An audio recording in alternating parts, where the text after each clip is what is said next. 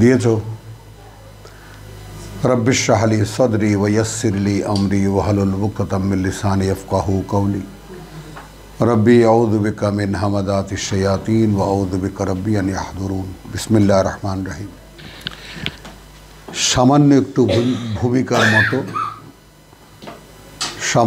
ভূমিকার মতো আমরা মূলত যে চেষ্টাটা করছি এই শব্দ সন্ধানে, কোরআনে শব্দ সন্ধানে, অর্থাৎ যে কয়টি শব্দ আমাদের ধর্মীয় পরিমণ্ডলে খুব প্রচলিত এবং বহুল ব্যবহৃত, সেই শব্দগুলো যখন কোরআন আমরা পড়েছি তখন পুরো কোরআন আপনাদের সামনে আছে, তো সেখানে আমরা মৌলিক কিছু জিনিসের তর্জমার ক্ষেত্রে একটু নিজস্ব ধরন গ্রহণ করেছি। সেক্ষেত্রে সমালোচনা খুব একটা হয়নি, কিন্তু অনেকেই প্রশ্ন আনে সামনে যে এর মানে তাহলে কি হবে। তো সেইখানে আমরা এখন একেবারে মৌলিক শব্দ, আমাদের সমাজে সবচেয়ে প্রচলিত দুটি শব্দ, যে আকিমুস সালাত ওয়া আতুজ যাকাত। তো সালাতের ব্যাপারে যেহেতু অত্যন্ত বিতর্কিত, খুবই সেন্সিটিভ, স্পর্শকাতর বিষয়, এজন্য এই পর্যায়ে আমরা ওটাকে এখন আপাতত স্থগিত রেখেছি। আমরা যাব যাকাতের ব্যাপারে। যাকাত যদি আমাদের বুঝে আসে, অর্থাৎ কোরআন কিভাবে কোথায় যাকাত শব্দটি ব্যবহার করেছে, তাহলে আশা করি ইনশাআল্লাহ একটা প্রি কন্ডিশন হবে, একটা আগাম একটা অবস্থান তৈরি হবে সালাতকে কোরআনিক ভার্সনে বা কোরআনিক অভিব্যক্তিতে প্রকাশ করার। তো শুরু করি বিসমিল্লাহ। সূরা নূরের আয়াত 21। বিসমিল্লাহির রহমানির রহিম। ইয়া আইয়ুহাল্লাযীনা আমানু, ওহে যারা বিশ্বাস এনেছো, লা তাত্তাবিউ খুতুওয়াতিশ শাইতান, পায়ে পায়ে পা ফেলে চলো না শয়তানের পদচিহ্নে। একটু ভেঙে বললাম, শয়তানের পদাঙ্ক অনুসরণ করো না, এটাই তর্জমায় আছে। তো ইয়া আইয়ুহাল্লাযীনা আমানু লা তাত্তাবিউ খুতুওয়াতিশ শাইতান, যেমন এই খুতুওয়াতিশ শয়তানের ব্যাপারটা একটুখানি স্পষ্ট করার জন্য আরও পেছন থেকে দুখানা আয়াত নিলে আপনারা হয়তো সহজে অনুমান করতে পারবেন।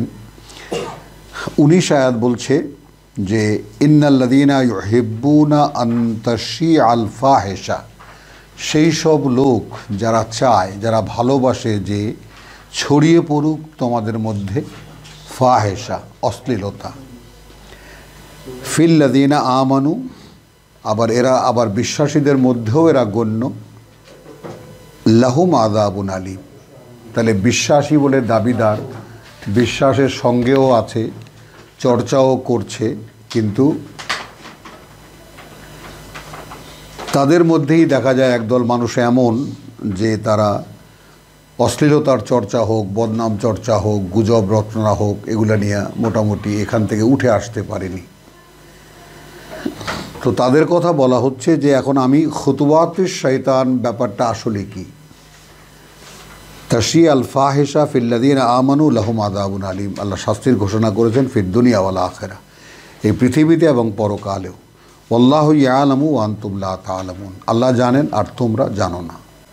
কিছু কিছু বিষয়ে এরকম কোরআনিক আল্লাহ তাআলা কিছু কিছু বিষয়ে এমনভাবে একেবারে নিরঙ্কুশ কর্তৃপক্ষীয় অ্যাটিটিউড যেটাকে বলে, সেখানে কোনো প্রশ্ন ছাড়া আল্লাহ জানেন তোমরা জানো না, ব্যাস। আর যাতে কোনো প্রসঙ্গ, কোনো কথাই আর সামনে না আসে। আল্লাহ বলেছেন অশ্লীলতা যারা ছড়ায় তোমাদের মধ্যে, তাদের শাস্তি হবে ইত্যাদি, এই পৃথিবীতেও পরকালেও। ওয়ালাউলা ফদলুল্লাহি আলাইকুম ওয়া রাহমাতুহু, যদি না অনুগ্রহ হতো আল্লাহর তোমাদের উপরে এবং তার করুণা। ওয়া আন্নাল্লাহা লারাউফুর রাহিম, এবং আল্লাহ প্রকৃত অর্থেই আছেন আল্লাহ রাউফুর রাহিম, অত্যন্ত স্নেহপরায়ণ, পরম করুণাময়। এবার আবার শুরু করি আমরা 21। ইয়া আইয়ুহাল্লাযীনা আমানু লা তাত্তাবিউ খুতুওয়াতিশ শাইতান, ওহে যারা বিশ্বাস এনেছো তোমরা পদাঙ্ক অনুসরণ করো না শয়তানের, অর্থাৎ শয়তানের পায়ে পায়ে পা রেখে চলো না। ওয়ামান ইয়াত্তাবে খুতুওয়াতিশ শয়তান, আর যারাই অনুসরণ করবে পদাঙ্ক শয়তানের, ফা ইন্নাহু ইয়ামুরু বিল ফাহশাই ওয়াল মুনকার, সে জেনে নিক যে সে উৎসাহিত করবে, উদ্দীপ্ত করবে তোমাদেরকে অশ্লীলতা আর নিষিদ্ধ কাজে। অর্থাৎ শয়তানের ছোটোখাটো জিনিস যদি আমরা, যেগুলো আমরা পরম অবহেলায়, চরম অবহেলায় আমরা খেয়ালও করি না যে আমাদের দ্বারা কী হয়ে যাচ্ছে, কিন্তু সেগুলো এমন যে আল্লাহর শাস্তির কারণ হয়ে যায়, এবং এমন যে আমাদেরকে সেখানে একেবারে শেষ পর্যন্ত একটা বড় আল্লাহর নিষিদ্ধ কাজে উদ্বুদ্ধ করে। ওয়ালাউলা ফদলুল্লাহ আলাইকুম ওয়া রাহমাতুহু, যদি না অনুগ্রহ হতো আল্লাহর তোমাদের উপরে এবং তার করুণা, মা জাকা মিনকুম মিন আহাদিন আবাদান, পরিশুদ্ধ হতে পারত না তোমাদের মধ্যে কেহই কোনো দিন, যদি না অনুগ্রহ থাকতো আল্লাহর তোমাদের উপরে এবং তার করুণা। মা জাকা মিনকুম মিন আহাদিন আবাদান। তো এখান থেকে শব্দ পরম্পরার যে শব্দের যে ব্যবহার, সেই অনুযায়ী এখান থেকে শুরু হয়েছে সূরা নূরের আয়াত 21 থেকে জাকা শব্দটি দিয়ে, শব্দমূল যেটা, ওয়ালাকিন আল্লাহু ইউজাক্কি মান ইয়াশা, কিন্তু যেহেতু আল্লাহ পরিশুদ্ধ করেন তাকে যে চায়, এইটা আমাদের ধরন। আল্লাহ যাকে ইচ্ছা পরিশুদ্ধ করেন, ব্যাপারটা এরকম না, আল্লাহ পরিশুদ্ধ করেন তাকে যে চায়। আল্লাহ ইউজাক্কি মান ইয়াশা, কথাটা এইভাবে পড়লে আপনাদেরও বুঝে আসবে যে যেহেতু আল্লাহ পরিশুদ্ধ করেন তাকে যে চায়, ওয়াল্লাহু সামিউন আলিম, এবং আল্লাহ সব শোনেন, সব জানেন। সূরা নূর থেকে আমরা যাব সূরা শামসে।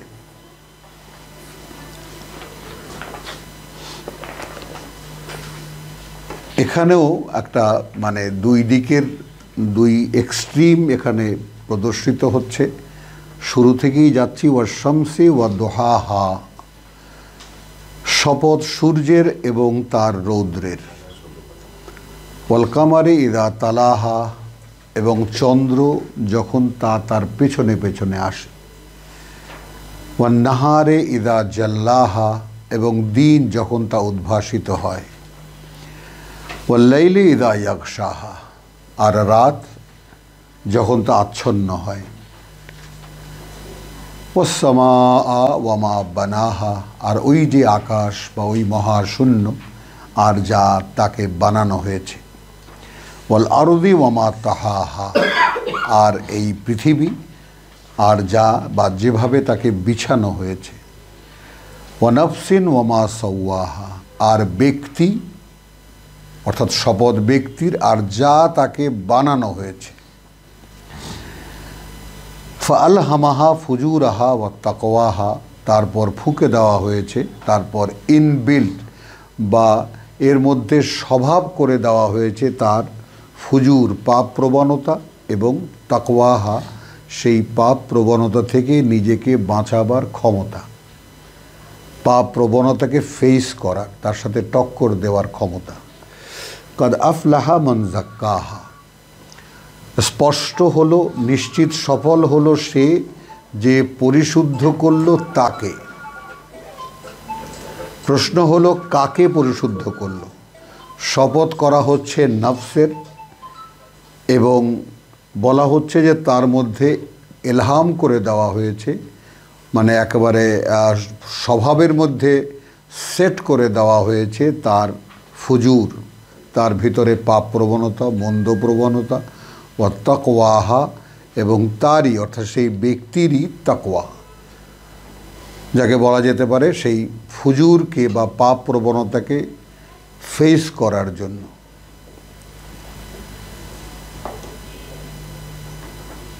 কাদ আফলাহা মান যাক্কাহা, স্পষ্ট নিশ্চিত সফল হলো যে তাকে পরিশুদ্ধ করল। তার বলতেই হয় যে তার ভিতরে ফুজুরও আছে, তার ভিতরে তাকওয়াও আছে একটা ব্যক্তির মধ্যে বা একটা মানুষের মধ্যে। এখন যে মানুষটা মানে বা সফল হলো সে মান যাক্কাহা, অর্থাৎ তার মধ্যেই সেই ক্ষমতা রয়েছে যে তার মধ্যে যত মন্দ প্রবণতা আছে সেগুলোকে সে নিজেই দূর করতে পারে, সেগুলোর মোকাবেলা সে নিজেই করতে পারে। সুসংবাদটা দিলেন যে এখন সফল হলো সে যে তার নিজেকে পরিশুদ্ধ করল। ওয়াকাদ খাবা মান দাস্সাহা, আর নিশ্চিত ধ্বংস হলো সে যে তাকে দাবিয়ে রাখলো, অর্থাৎ তাকওয়া যে তার ভিতরে আছে, তার ভিতরে ভালোর যে প্রবণতা আছে, মন্দকে ফেস করার, মন্দকে মোকাবেলা করার যে ক্ষমতা তার আছে, সেটাকে যে দমন করলো সে নিশ্চিত ধ্বংস হলো। এখন এখানে আল্লাহ তাআলা তিনি মানে কত বড় আদেল, কত বড় ন্যায় বিচারক, যে একটা মানুষকে যে পরীক্ষা তিনি দিয়েছেন, সে পরীক্ষার সমস্ত অ্যাবিলিটি তার মধ্যেই দিয়ে দেওয়া হয়েছে। সে ইচ্ছে করলে তাকে ভালোও করতে পারে, ইচ্ছে করলে তার মন্দকেও বিকাশ করতে পারে তার মধ্যে। তো এইটুকুই আমরা সূরা শামস থেকে নিলাম। এরপরে আমরা যাব সূরা নাজমে।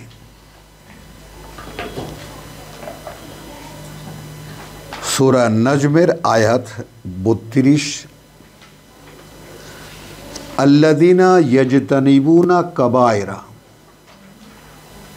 লক্ষ্য করুন, আমরা যে সেই সূরা আলা থেকে এসেছি, সেখানে বলা হয়েছে কাদ আফলাহা মান যাক্কাহা ওয়া কাদ খাবা মান দাস্সাহা, অর্থাৎ আমার ভিতরের অ্যাবিলিটি ফুজুর এবং তাকওয়া, আমার ভিতরে মন্দ প্রবণতাও আছে এবং তাকে মোকাবেলা করার ভালো সক্ষমতাও আমার আছে। তো এই যে আছে, সেই থাকায় এরপর আমার অ্যাবিলিটি দিয়েই যদি আমি মন্দকে প্রতিরোধ করি, অর্থাৎ আমার নিজেকে পরিশুদ্ধ করি, তাহলে আমি সফল হব। আর যদি আমার সেই ক্ষমতা যেটা দিয়ে আমি মন্দকে মানে দূর করতে পারতাম, সেই ক্ষমতাটাকে যদি ব্যবহার না করি, তাহলে আমি আমার নিজেকে নিশ্চিত ধ্বংসের মুখে ঠেলে দেই। এখন এখানে আমরা সূরা নাজমে ঠিক ওই ধারাবাহিকতায় আরও একটা সুসংবাদ আপনাদেরকে দেই, যে কোরআনী চর্চার মধ্যে যে সৌন্দর্য রয়েছে, কোরআনী চর্চার মধ্যে যে আগ্রহটা মানুষ পাবে, সেটা এই যে আপনি যদি একটি শব্দকে অনুসরণ করে সেই শব্দের ধারাবাহিকতা বা সেই শব্দ কোথায় কোথায় কোন কোন আয়াতে আছে, তো সেটা খুঁজতে গেলে আপনি দেখবেন অদ্ভুতভাবে প্রাসঙ্গিক একটা সম্পর্কও সেখানে আছে। অর্থাৎ প্রেক্ষিত সেই রকম একটা প্রেক্ষিতেই ওই কথাটাই বলা হয়েছে অন্যভাবে। তো যেমন আমরা সূরা আলা থেকে আমরা এলাম, এইমাত্র শামস থেকে আমরা এলাম, এখন আমরা এলাম সূরা নাজমে। সূরা নাজমের আয়াত 32, আল্লাযীনা ইয়াজতানিবুনা কাবায়রাল ইসম। এখানে দেখুন ওইটার একটা আরও মানে ইলাবোরেট রূপ, আরও প্রশস্ত রূপ, যে কাদ খাবা মান দাস্সাহা, তাকওয়াকে যে দমন করলো সে ধ্বংস হলো। তো এখন বা কাদ আফলাহা মান যাক্কাহা, নিশ্চিত সফল হলো সে যে পরিশুদ্ধ করলো তার নিজেকে।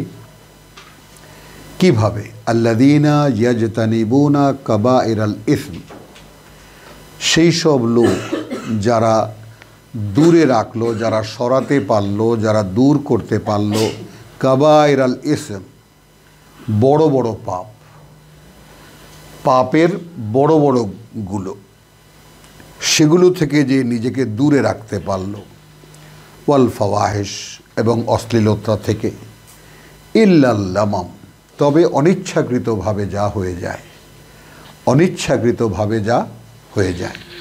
আমি আবার বলি, আল্লাযীনা ইয়াজতানিবুনা কাবায়রাল ইসম। কাবায়রাল ইসম মানে পাপের বড় বড়গুলো থেকে যারা দূরে থাকতে পারে, নিজেকে দূরে রাখতে পারে বা বর্জন করে চলতে পারে বড় বড় পাপ, ওয়াল ফাওয়াহিশ, এবং অশ্লীলতা, ইল্লাল লামাম, স্বয়ং সৃষ্টিকর্তা এই মানব দেহ তৈরি করেছেন, এই মানবের চরিত্র তৈরি করেছেন, এবং যা কিছু আমরা এই পৃথিবীতে দেখি সবই তিনি তৈরি করেছেন। তার মধ্যে মানুষকে পরীক্ষায় ফেলেছেন এবং সেই পরীক্ষার অবস্থায় একখানা পাঠ্য আল্লাহ দিয়েছেন। তো সেই পাঠ্যতে শিক্ষাটা এই যে তোমাকে আমি শূন্য করে দিয়েছি, দ্বিতীয় সৃষ্টিতে তোমার প্রথম সৃষ্টি কমপ্লিট মানুষ যে বলতে পেরেছিল, জিজ্ঞেস করেছিলেন আলাস্তু বিরাব্বিকুম, সূরা আরাফের 172 আমরা বলেছিলাম বালা তুমি আমাদের সেই সৃষ্টিকর্তার প্রতিপালক। তখন স্বতঃস্ফূর্ত এই যে স্পন্টেনিয়াসলি এই যে প্রকাশ, সেই প্রকাশটা বা সেই ক্ষমতাটা আল্লাহ রেখে দিয়েছেন। রেখে দিয়ে দ্বিতীয় সৃষ্টিতে আদম পুত্র হিসেবে শূন্য একটা পাত্র এই মানুষ বাশার, নামও বদলে দিয়েছেন। তো সেই বাশারিয়াতের জীবনে আমরা যে এখন আছি, মানুষ বলা হয়েছে আমাদেরকে কোরআনে এই অবস্থায়ও, তো সেই বাশারিয়াতের অবস্থায় যে পরীক্ষা আমরা দিচ্ছি, সেই পরীক্ষার প্রসঙ্গে এই সমস্ত কথাগুলো সামনে আসে আমাদের। বিভিন্নভাবে ধর্ম পালন হচ্ছে, কিন্তু মানুষ পরিশুদ্ধ হচ্ছে না। এখন মানুষকে জন্তু জগতে পাঠানো হয়েছে। আমরা সূরা 3-এ দেখেছি যে লাকাদ খালাকনাল ইনসানা ফি আহসানি তাকওয়িম সুম্মা রাদাদনাহু আসফালা সাফিলিন। তারপর নামিয়ে দিয়েছি তাকে একেবারে অধোপাতের নিম্ন স্তরে, অর্থাৎ পশু জগতে। তো সেই পশু জগৎকে এখন আপনি বায়োলজি যদি পড়েন, তা বায়োলজির ক্লাস 6-এর বইয়ে লেখা আছে যে human being is an intelligent animal, একটা বুদ্ধিমান প্রাণী।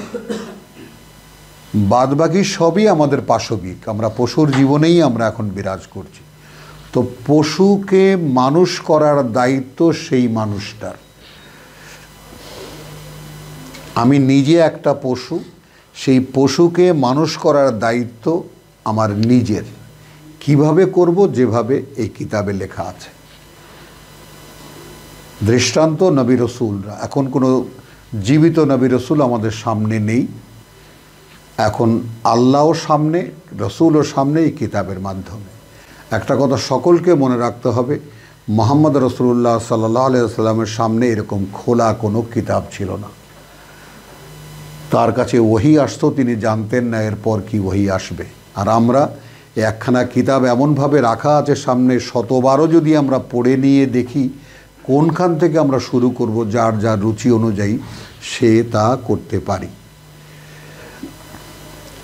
তাহলে আমরা যেই ধারাবাহিকতায় ছিলাম, আল্লাযীনা ইয়াজতানিবুনা কাবায়রাল ইসম, অর্থাৎ তাজাক্কা বা জাক্কা ইউজাক্কির শব্দটি অর্থাৎ পরিশুদ্ধকরণ মানুষের নিজেকে। তো বড় বড় পাপগুলো থেকে যদি নিজেকে দূরে রাখতে পারি এবং অশ্লীলতা থেকে, ইল্লাল্লামা, তবে অনিচ্ছাকৃতভাবে যা হয়ে যায় সে তার ছাড়ও কিন্তু আল্লাহ দিয়ে রাখলেন, এবং সেটা বাস্তবিকই অনিচ্ছাকৃতই হতে হবে। এবং এটা অন্তর্যামী, আল্লাহ সর্বদ্রষ্টা, তিনি সবই দেখেন।